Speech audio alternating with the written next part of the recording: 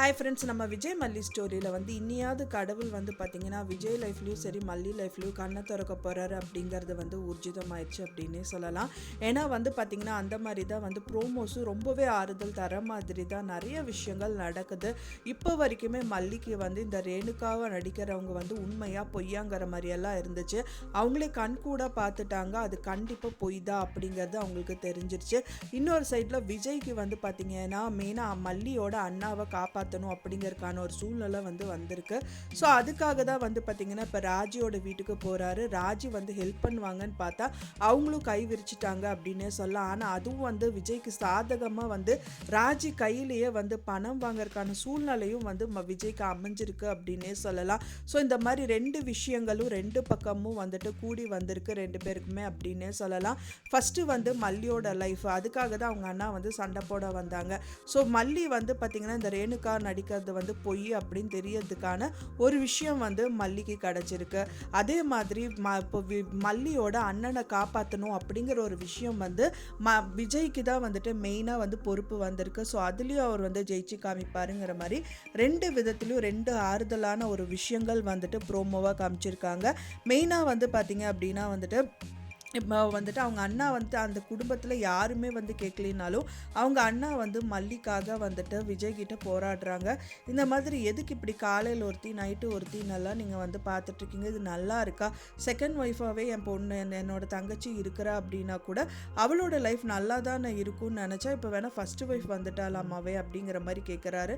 அப்போ ஆமாம் வந்துட்டாதான், ஆனாலும் மல்லியை வந்து நான் கைவிட மாட்டேங்கிற மாதிரிலாம் சொல்லிட்டு இருக்காங்க. அப்போ தான் வந்துட்டு அவருக்கு ரெஞ்சை பிடிச்சிட்டு கீழே விழுந்துட்டுறாரு அப்படின்னே சொல்லலாம். ஸோ அதுக்கப்புறமா டாக்டர்கிட்ட போகிறாங்க, அட்மிட் பண்ணுறாங்க, எவ்வளோ செலவாகும் அப்படிங்கிற மாதிரியெல்லாம் நிறைய விஷயங்கள் கேட்டு தெரிஞ்சுக்கிறாங்க. ஸோ டாக்டர் வந்து பார்த்திங்க அப்படின்னா 8 to 10 லட்சம் ரூபாய் வந்து செலவாகுங்கிற மாதிரி சொல்லியிருக்காங்க. வேறு வழி இல்லாமல் விஜய் வந்து பார்த்திங்க அப்படின்னா டைரெக்டாக அவங்க அக்கா வீட்டுக்கு தான் போகிறாங்க. ஏன்னா வந்து அவங்களோட சொந்தம், அப்புறம் அவர்கிட்ட பணம் அப்படிங்கிறது வந்து இருந்தால் கையோடு எடுத்து கொடுத்துருவாரு. பட் ஆனால் அவருக்கு அந்த அளவுக்கு பணம் இல்லாததுனால தான் அவங்க அக்கா வீட்டுக்கு வந்து கையேந்தி நிற்கிற மாதிரி ஒரு நிலமை. ஏன்னா இவங்க சொத்து எல்லாமே அவங்க அக்கா தான் வந்து எழுதி வாங்கியிருக்காங்க. ஸோ ஒரு ஹெல்ப் அப்படிங்கும்போது அவள் ஹெல்ப் பண்ண மாட்டாளா அப்படிங்கிற மாதிரி தான் வந்துட்டு அவரும் போய் நின்றுட்டுருக்காரு. அங்கே போனவுடனே வந்து ஒரு சின்ன மெடிக்கல் எமர்ஜென்சி, எனக்கு ஒரு சின்ன உதவி வேணும் அப்படிங்கிறாங்க. மல்லி அப்படின்னவுடனே மல்லியா போய் சேர்ந்துட்டாளா அவள் அப்படிங்கிற மாதிரியெல்லாம் சொல்கிறாங்க. பார்த்தோன்னே பயங்கர கடுப்பாது, உங்ககிட்ட இருந்து எப்படி வாங்கணும் தெரியும், எனக்கு எப்படி எடுத்துக்கணும் தெரியும் பாருன்னு சொல்லிட்டு அங்கேருந்து அவங்கள மிரட்டிட்டு வந்துடுறாங்க அப்படின்னே சொல்லலாம். ஸோ அங்கே வந்ததுக்கு அப்புறமா வந்து பார்த்திங்க அப்படின்னா வந்துட்டு இவங்க ராஜி சைடில் வந்து பார்த்திங்கன்னா வக்கீலை வச்சுட்டு நிறைய விஷயங்கள் வந்து கேட்டு தெரியணுங்கிற மாதிரி அவங்கக்கிட்ட பேசிகிட்டு இருக்காங்க. மெயினாக வந்து அவங்க ஒரு ஃபைல் வந்து வக்கீலுக்கு கொடுக்குறாங்க. அவங்களும் வந்து பார்த்துட்டு இருக்காங்க. என்னதான் படித்து பார்த்தாலும் வந்துட்டு இந்த ஃபைல் இல்லை மேடம், அது ரெஜிஸ்டர் பண்ணது வேணும் அப்படிங்கிற மாதிரி வந்து அவங்களும் வந்து அவங்க சைடில் வந்து சொல்கிறாங்க.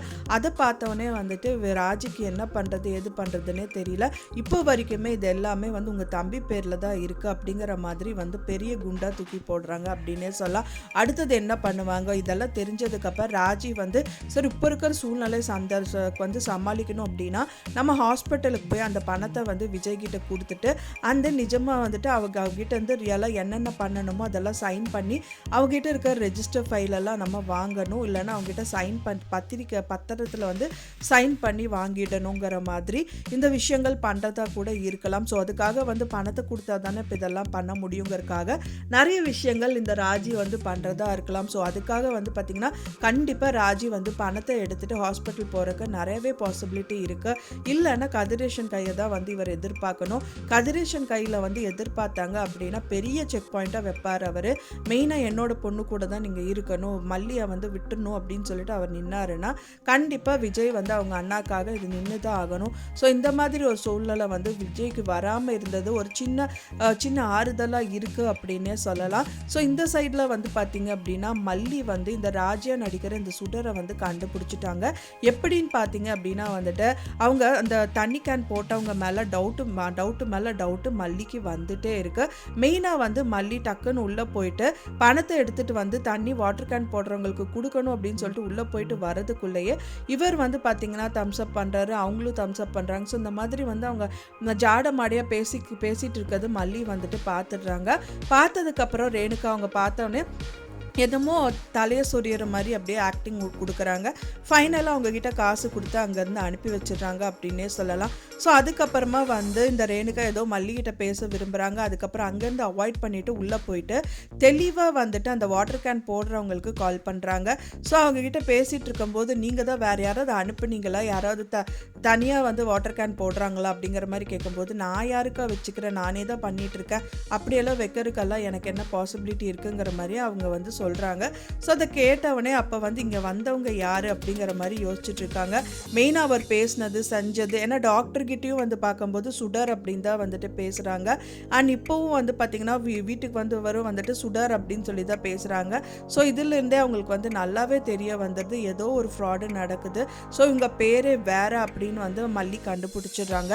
ஃபைனலாக வந்து பார்த்திங்க அப்படின்னா வந்து சுடர் வந்துட்டு சரி நான் போய் தூங்குறேன், எனக்கு ஒரு மாதிரி இருக்குது அப்படிங்கிற மாதிரி ரூம்குள்ளே போனோடனே அவங்களுக்கே தெரியாமல் ஜன்னல் வழியாக பார்க்குறாங்க. பார்க்கும்போது தான் தெரியுது இவங்க வந்து அந்த கபர்டு வந்து திறந்து பார்க்குறாங்கோ. என்ன திறக்கிறாங்க அப்படின்னு வந்து பார்த்தாங்க அப்படின்னா வந்துட்டு அவங்க கையில் ஒரு மொபைலும் எடுத்துக்கிறாங்க. அதை பார்த்தோன்னே மல்லிக்கு பயங்கர ஷாக் ஆகிடுது. இவங்க ஏதோ ஒரு வேலை பண்ணுறாங்க அப்படிங்கிறது மட்டும் தெரியுது, என்ன பண்ணுறாங்க அப்படின்னு தெரியல அப்படின்னு வந்து பார்த்துட்ருக்காங்க. ஃபைனலாக இந்த சுடர் வந்து ரகுக்கு கால் பண்ணுவாங்கன்னு பார்த்தா கால் பண்ணலை. இப்போ ஒரு இந்த இது வந்து நல்ல சந்தர்ப்பம் கிடையாது, இன்னொரு டயத்தில் பார்த்துக்கலாம் அப்படின்னு சொல்லிட்டு அந்த ஃபோனை வந்து இடுப்பில் சொருகி வச்சுட்டு அதை மறைச்சி வச்சுட்டு வெளியில் வராங்க. ஸோ அப்போ தான் அவங்க அண்ணாக்கு இந்த மாதிரி விஷயங்கள் எல்லாம் நடந்து முடிஞ்சிருக்கு. ஸோ அவங்க மயக்கம் போட்டு விழுந்துடுறாங்க. அப்பவும் கை தட்டிட்டு அவங்க என்ன செத்துட்டாங்களா அப்படிங்கிற மாதிரியெல்லாம் வந்து பேசுகிறாங்க. ஃபைனலாக மனோகரை வர சொல்லிவிட்டு அவங்க விஜயும் மல்லியும் அங்கேருந்து கிளம்பி போயிடுறாங்க அப்படின்னே சொல்லலாம். ஸோ இதுக்கப்புறம் தான் வந்துட்டு விஜய் வந்து ராஜி வீட்டுக்கு போகிறது செய்யறதுங்கிற மாதிரியெல்லாம் எல்லா விஷயம் பண்ணுறாரு.